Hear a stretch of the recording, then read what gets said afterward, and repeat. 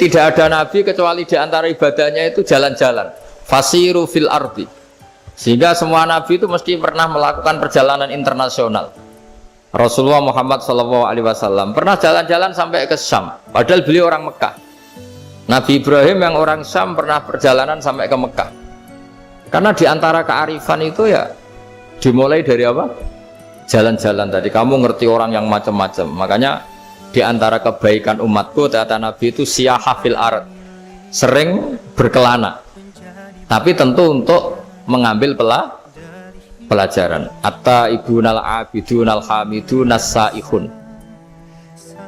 Nah, agama mensupport itu.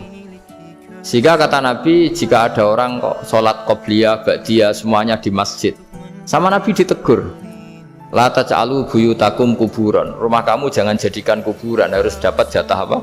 Sholat. Kata ulama, kalau ada orang sering sholat di satu titik, itu ditegur, kamu harus ganti titik yang lain supaya saksi bahwa kamu di bumi sholat itu banyak. Jadi kita ya punya nilai positif juga tentang apa?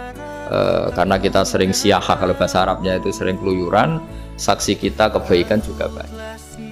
Tapi pesan saya yang paling pokok tadi ya, jadikan komunitas kebaikan itu punya nilai jual.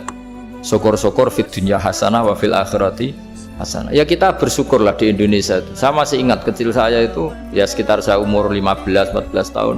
Setiap mau pergi itu pesannya orang-orang yang sering pergi itu, jangan masuk terminal jam ini, di perapatan ini, karena yang namanya preman itu dulu dominan. Sekarang buat sampai jam 2 ada orang pakai jilbab, kadang ya orang pakai peci, yang nggak pakai peci pun ke musola sholat terus. Yes, pokoknya kebaikan itu jadi komunitas dan jadi nilai jual. Bahkan tadi misalnya ibu-ibu yang pergi malam itu kan mesti ada orang-orang yang jadi langganannya karena terkenal apa? Amanah. Yang dititipi anak juga milih orang yang terkenal apa? Amanah.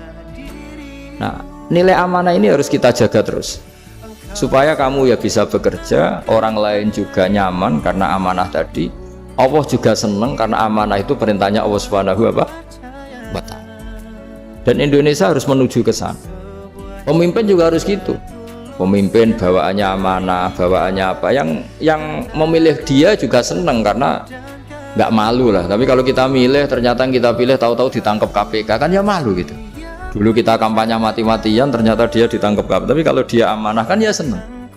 Sama kalau tukang Grab ketangkap satu karena penodaan atau karena pengkhianatan, yang malu juga semua karena kadang-kadang nanti digeneralisir seakan-akan semuanya seperti itu. Tapi dengan reputasi panjang nggak pernah terjadi apa-apa dalam Grab kan otomatis lainnya juga terangkat. Nah, ini yang dimaksud wa'tamiru bainakum bima'ruf. Jadikan kebaikan itu urusan bersama.